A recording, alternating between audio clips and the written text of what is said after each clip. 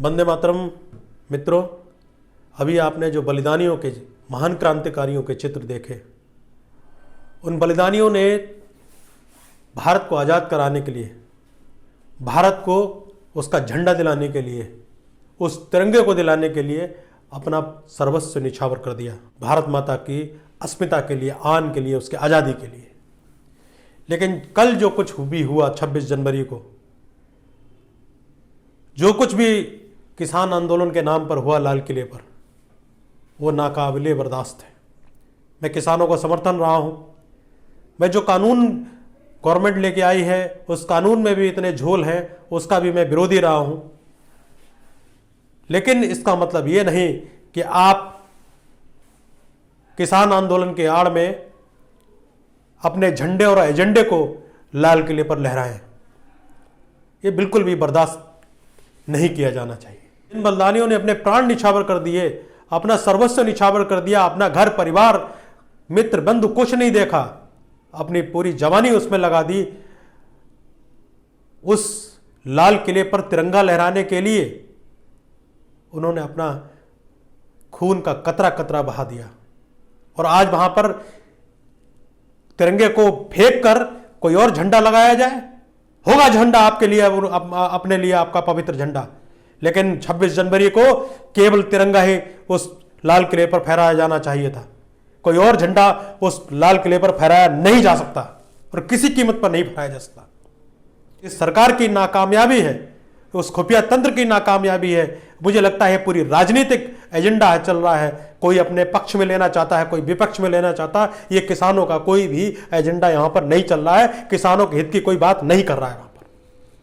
और अगर किसानों के हित की बात होती तो इस तरीके से पूरे दिल्ली में जिस तरीके से दंगा फैलाया गया, जिस तरीके से ट्रैक्टरों से रौंदा गया दिल्ली को, यह कभी नहीं हो सकता था, कभी होना भी नहीं चाहिए।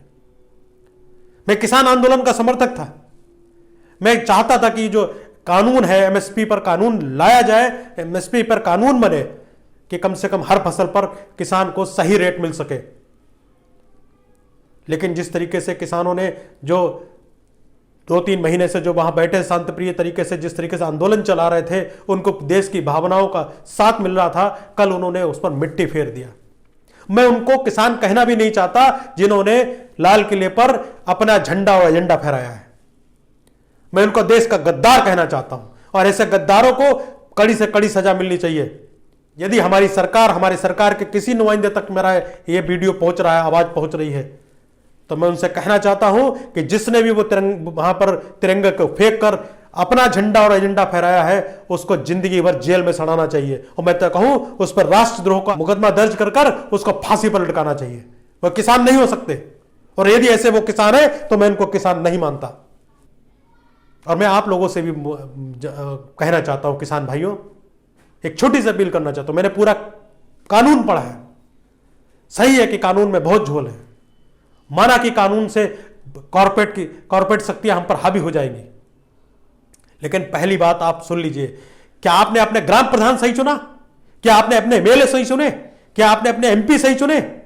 आपकी हक की बात वो क्यों नहीं करते हैं? आपने उनको चुना है, लाखों वोट देकर चुना है, तो वो लाखों की बात वो क्यों नहीं करते? आपके हक की बात क्यों चुनते हैं ऐसे लोगों को जो आपके हित का कानून ना बना सके? क्यों चुनते हैं ऐसे लोगों के जो आपके हित की बात ना कर सके?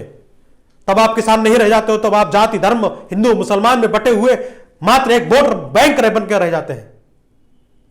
इसलिए किसान भाइयों, अगर आप देश को चाहते हैं तो जय किसान और जय जवान तभी होगा जब आप केवल जवान और किसान बनकर दिखाएंगे। ये हिंदू मुसलमान अगला पिछड़ा बनकर नहीं। और कुछ ये चैनल घूम रहे हैं वहां पर, कोई अब दलितों का एजेंडा लेके घूम रहा है। मैंने देखा सोशल मीडिया पे कोई दलितों का एजेंडा लेके घूम रहा है, कोई भीम आर्मी का एजेंडा लेके घूम रहा है, कोई हिंदुओं का एजेंडा लेके घूम रहा है, कोई मुसलमानों का एजेंडा लेके घूम रहा है। माफ कीजिएगा, देश का एजेंडा और झंडा कोई लेकर नहीं घूम रहा है। मन पे कुछ और है और जबान पे कुछ और है।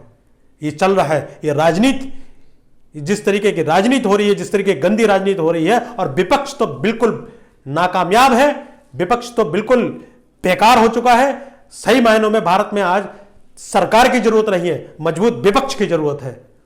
और निश्चित मानिए कि अगर विपक्ष मजबूत नहीं होगा तो सरकार भी मजबूत नहीं हो सकती। सरकार भी इसी तरीके से मजबूर रहेगी, जैसे कल दिल्ली में दिखा कि दंगाई आतंक मचाते रहे तो सरकार हाथ पर हाथ धरे बैठी रही और बेचारी पुलिस पिटती रही, किस तरीके से जवान लाल किले की दीवारों से कूद कूद कर अपनी जान बचाने के लिए भाग रहे थे, उनको बल प्रयोग करने की भी इजाजत नहीं थी, मुझे लग रहा है।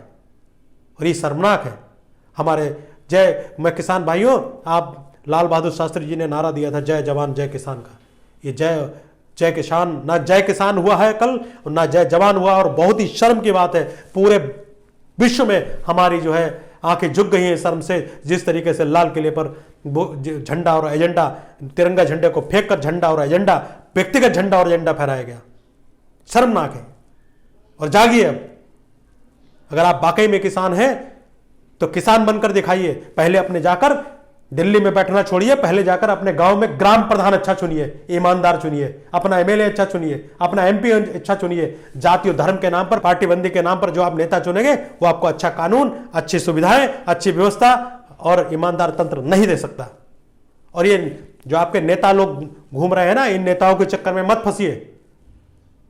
ये नेता सिर्फ अपना एजेंडा चला रहे हो। कल देख लिया मैं आपका बहुत समर्थक था, मैं किसान आंदोलन का समर्थक था, लेकिन कल से मुझे लगता है कि मुझे अब इस आंदोलन, मैं किसानों का समर्थक हूं, मैं उस कानून का भी विरोधी हूं जो कानून भारत सरकार लेके आई है, लेकिन मैं आपकी इन हरकतों का समर्थक नहीं हो सकता जो आपने 26 जनवरी को भारत के गणतंत्र दिवस पर जिस तरीके की हरकत की, मैं उसका समर्थक कतई नहीं हो सकता।